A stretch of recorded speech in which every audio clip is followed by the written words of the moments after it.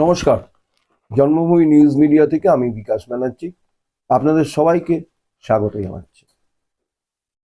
আপনাদের কাছে অনুরোধ, আপনারা চ্যানেলটি সাবস্ক্রাইব করুন, লাইক করুন, কমেন্টস করুন, শেয়ার করে আরো মানুষের কাছে ছড়িয়ে দিন, যাতে মানুষ দেখতে পারে। আমরা দ্রোহের কথা শুনেছিলাম। দ্রোহ কিসের দ্রোহ? মাননীয় মুখ্যমন্ত্রী, পশ্চিমবঙ্গের মাননীয় মুখ্যমন্ত্রী, তিনি কার্নিভাল করেন। সেখানে দ্রোহ বলে আরেকটি ইভেন্ট চালু করা হয়েছিল মাননীয় মুখ্যমন্ত্রী মমতা বন্দ্যোপাধ্যায়ের বিরোধীরা এটা চালু করেছিল। এখন তিলোত্তমা অভয়া আজকে 4 মাস ঘটে গেছে। 9 আগস্ট থেকে যদি আপনি হিসেব করেন, August, September, October, November, December, আমরা 9 আগস্ট পেরিয়ে গেছি, ডিসেম্বরের 9 আগস্ট, 4 মাস পেরিয়ে গেছে। এখনো কিন্তু তিলোত্তমা বিচার পেল না। এবং যে মানুষের স্বতঃস্ফূর্ত আন্দোলন রাজনৈতিকরণ করতে গিয়ে এবং এইভাবে আন্দোলনটাকে শেষ করে দেওয়ার একটা নিজেরাই নিজেদের প্রতি ষড়যন্ত্র করেছেন, সেটা ছিল বামেদের আন্দোলন। তারপরে দেখা গেল বিজেপিও সেটা নিয়ে মহাকরণ না কি নবান্ন অভিযান করলেন। সেই নবান্ন অভিযানের পরে নিটফল কি এলো, এবং এই দ্রোহের কি আসপাকুল্লা নাইয়া, তার নানা রকম নাম শোনা যাচ্ছে, তাদের যে ক্রিয়াকর্ম এবং সরকারি আবাসনে, সরকারি জায়গায় তাদের একটা এনজিও তৈরি করে সেটা যারা করতে পারেন না, সেই আবাসনে সেই কোটি কোটি টাকা তুলেছেন, তার অনেক কিছুই হিসেব পাওয়া যাচ্ছে না। এখন পর্যন্ত 500 কোটি টাকার সন্ধান পাওয়া গেছে।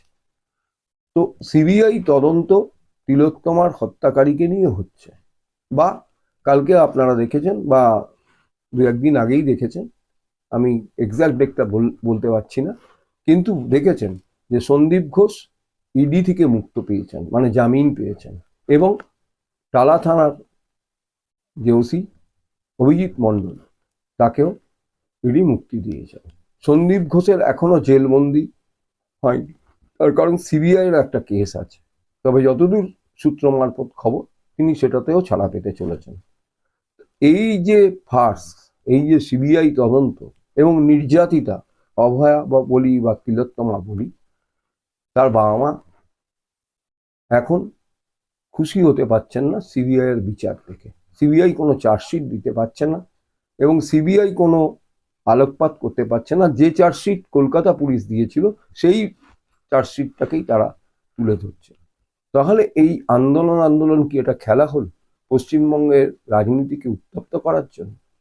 এটাই আমাদের প্রশ্ন। এবং দেখা যাচ্ছে ছাত্র আন্দোলনের নাম করে ছাত্ররা যে ক্রিয়াকর্ম করেছেন, তা কিন্তু মানুষের মনে প্রথমে রেখাপাত করলেও পরের দিকে আন্দোলনটা কেমন যেন স্তীমিত হয়ে গেল। মাননীয় মুখ্যমন্ত্রী কাছে তারা বসবো না করেও বসলেন, এবং আন্দোলনটা শেষ হয়ে গেল। এবং যে নির্ভয়া বা অভয়া, নির্ভয়া আমরা বলবো না, নির্ভয়া দিল্লির ঘটনায় বলেছি, অভয়া বা তিলোত্তমা, তিনি কিন্তু আজও বিচার পেলেন না। কলকাতা পুলিশ একজনকেই দোষী ধরেছিলেন, সঞ্জয় রায়। দেখা যাচ্ছে সিবিআই চার্জশিটে তারই নাম। কলকাতা পুলিশের প্রাধান্য এবং নানা রকম ক্রস চেকিং হয়েছে সেখানে। ক্রস চেকিং পোস্টমর্টেম রিপোর্টে সেখানে দেখা যাচ্ছে ডাক্তাররা সই করে দিয়েছেন, অথচ তারা কিন্তু বললেন যে পোস্টমর্টেম ঠিক হয়নি, এই বলে আন্দোলন শুরু করলেন। এবং তার জন্য নানা রকম কুৎসা, 150 গ্রাম ভিডিও পাওয়া গেছে, অমুক পাওয়া গেছে, তমুক পাওয়া গেছে, পেলভিস বোন ভাঙা, একটা পেলভিস বোন, নিশ্চয়ই সেখানে অন্য লোক ছিল, মানে এটা মানে কি বলবো, গণধর্ষণ আর কি টাইপের। তারপরে তিলোত্তমার মৃত্যু, সবকিছুই কিন্তু আমরা দেখলাম, কিন্তু কোনোটাই সঠিকভাবে প্রমাণিত হলো না। এবং এখন তো যে সন্দীপ ঘোষকে দুর্নীতির দায়ে যে গ্রেপ্তার করা হয়েছে, সেই সেই দুর্নীতিরও কোনো প্রমাণ সিবিআই উপস্থিত করতে পারেনি। ফলে কোর্টের মতোই চলেন, তারা তাকে মুক্তি দিতে বাধ্য। ইডির কেস থেকে, এই যে কথায় কথায় সিবিআই আর ইডি, কলকাতা পুলিশের উপর ভরসা ছিল না, কলকাতার পুলিশ কমিশনারকে সরতে হলো। কিন্তু দেখা যাচ্ছে যে কলকাতার পুলিশ কমিশনারই ঠিক, বাকি কিন্তু যা তার বিরুদ্ধে অভিযোগ তুলেছিলেন তারা কিন্তু ভুল বলেই প্রমাণিত হচ্ছে। আমরা এই দুঃখজনক ঘটনার পরিসমাপ্তি চাইছি এবং যাকে অপরাধী বলে সাব্যস্ত করা হয়েছে সঞ্জয় রায়, সিবিআইও করেছে, তার 3বার পোস্টমর্টেম হয়েছে নানা সেন্ট্রাল মানে কেন্দ্রীয় জায়গায়। এইমসের মতো জায়গাতে তো আর পোস্টমর্টেম সেই রিপোর্টকেই তারা প্রাধান্য দিয়েছে যা এখানকার কলকাতা পুলিশ যে পোস্টমর্টেম করিয়েছিল।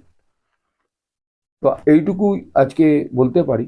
খুব দুঃখজনক বছর আমাদের কাটলো আগস্ট থেকে, তার পরিসমাপ্তি হয়তো হতে চলেছে, কিন্তু তিলোত্তমা কিন্তু এখনো সে নির্যাতিতা হয়ে রইল, বিচার পেলেন না।